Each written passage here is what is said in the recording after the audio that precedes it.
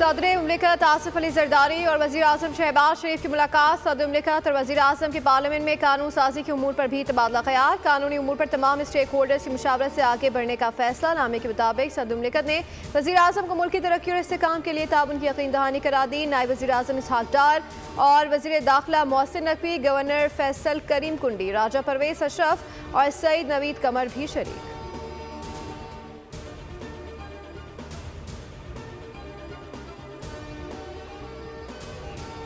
हुकूमत और पीटीआई की मुज़ाकराती कमेटियों के इन कैमरा मुज़ाकरात का आइंदा दौर 2 जनवरी को होगा। अलामिया जारी। हुकूमती मुज़ाकराती कमेटी ने अपोजिशन से चार्टर ऑफ डिमांड मांग लिया।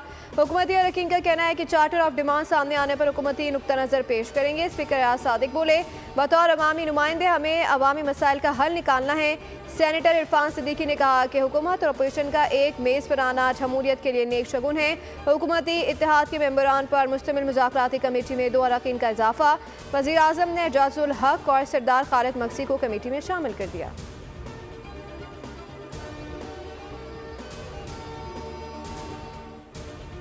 और मीटिंग में हमने अपना मौक़िफ़ भरपूर तरीके से सामने रखा। जुडिशल कमीशन की तश्कील के हवाले से भी मुतालबा सामने रखा। हम एक चार्टर ऑफ डिमांड 2 जनवरी को पेश करेंगे। पीटीआई रहनुमा असद कैसर की गुफ्तगू। कहा, हमने बानी समेत तमाम कैदियों की रिहाई का मुतालबा किया।